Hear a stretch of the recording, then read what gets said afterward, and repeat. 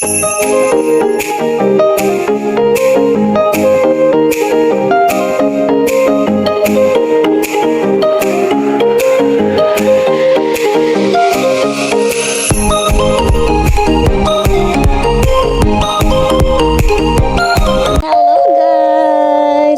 back to our channel. Happy Friday!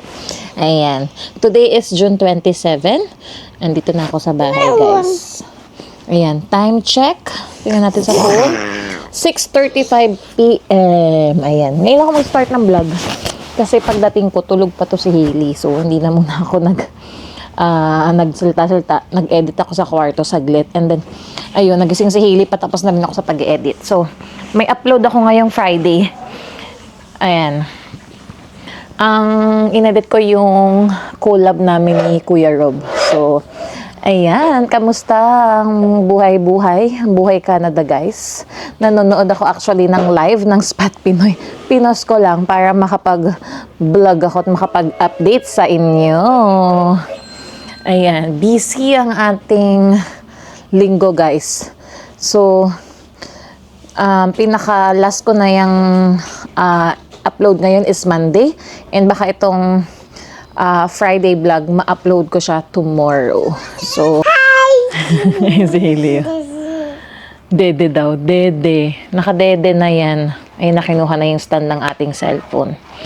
So, ayun na nga. Ang ating ganap nung Tuesday, nag-driving lessons ako, guys. 1.5 hours. So, dumaan ulit kami ng Richmond. Tapos yung ruta ng aking road test, dinaanan namin. 1 to 10. Sabi ni Kuya, 7 na daw ako. So, medyo, practice pa more. Pero sabi niya, nakukuha ko na daw talaga yung sa mga intersection, pag right turn, left turn, yung tamang tapak sa brake. Kapag liliko ako, kaya ko na daw. Pating reverse parking, parallel, kaya ko na. So, konting brush up pa kami. Ayan, hindi lang kami natuloy today. Dapat meron din akong driving lesson. Kaso Friday, matraffic pa Richmond, guys. So, makakain lang yung oras namin. So, baka tomorrow kami 9 a.m. Ayan, i-update ko pala siya mamaya. So, ayun.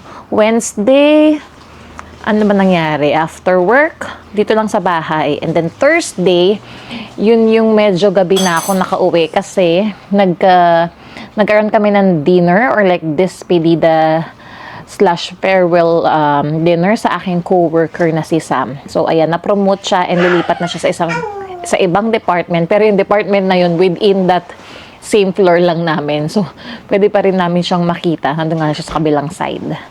So, ayun, ang saya ng aming dinner. Marami rin kaming umattend. Kumain kami sa Joey's Burrard Street, dyan sa downtown din. Ayan. Hailey, mahihilo sila sa atin kasi dito ko pinatong sa couch tong camera ni Mami. Yes. Yeah. Yeah. Where's Hailey's nose? Where's Hailey's nose? Whoa. Where's Hailey's eyes? Where's Hailey's eyes? Eyes? That's nose. That's Hailey's nose? Nose? Head, shoulder, knees and toes. Knees and toes. Head. Can you do it? Head, shoulder, knees, and toes. Kaya na niya, guys. Ayan. Up, come here, come here. Baka mahulog ka dun sa kabila, eh. Ayan. Head, shoulder, knees, and toes. Knees and toes. Kaya na niya, eh, oh. Toes? Toes? Go down ka dyan. Go down. Go down, baka mahulog ka. Come on. Go down. Hi! Hi! Say hi! Hi, guys! Makikita kayo ni Ate Luna this, August. See you soon, Ate Luna! Miss Ina and Kuya JJ. Magba-Vancouver sila. Sit down.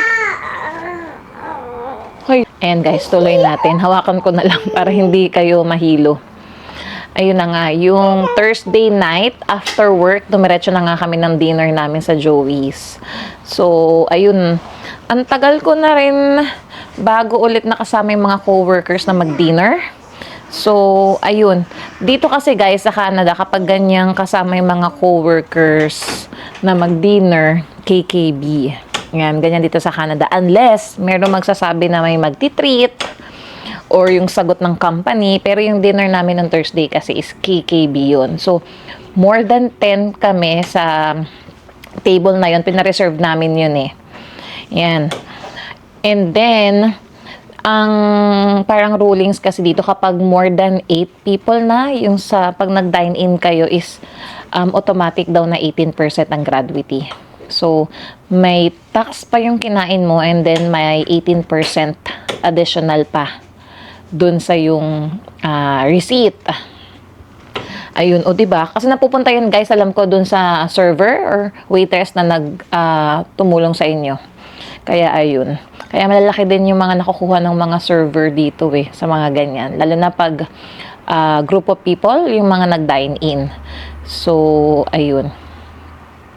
Ganito dito guys. KKB ang bayad. So, per tao, tagi-isang resibo. Kaya medyo natagalan din kami. Oops! Ailey, go down. So, ayun na nga guys. Ang gulo na ng kwento ko. Ailey kasi ayaw bumaba dito sa couch. Ayan na. Okay, go down. Go down. Oh, go down muna. Go down. Go down. And then, galing pala ako sa mailbox namin, guys.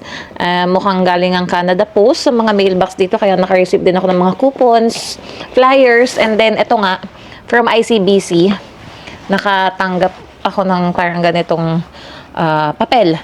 So, ang nakalagay dito from ICBC, it's time to renew your BC driver's license and services card. So, para siya kay Harold. Ang galing nga kasi nagre-remind sila na malapit na mag-renew ng driver's license si Harold dahil nga ang birthday niya is September 16. Kailangan na niyang i-renew yun before that date. So, pwedeng mag-book ng appointment daw. Ayan. Good thing naman, 'di ba? Nagre-remind sila. So, ayan. Pero alam naman ni Harold na kailangan niyang mag-renew before his birthday. Kasi yun yung una niyang license na nakuha simula nung nagka-class 5 siya. Kaya 1 year lang yung validity. And I think, correct me if I'm wrong, kapag nag-renew si Harold, 5 years na yung ibibigay sa kanya na validity ng kanyang driver's license. So, ayan. Sabi lang naman dito, you must bring 1 primary ID and 1 secondary ID. Double check that you're bringing the right IDs. Please arrive 10 minutes ahead of your appointment time. We look forward to seeing you soon. So, magre-renew si Daddy ng driver's license. Ayan, and hopefully makapag-road test ako ng mas malapit before ng October. Kaya kailangan i-check ko. Sabi nila, pag madaling araw daw may mga nagka-cancel. So, i-check ko pwedeng every other day yung website ng ICBC para i-rebook ko ng mas maaga. Ayan. Puspusan ng ating driving lessons, guys.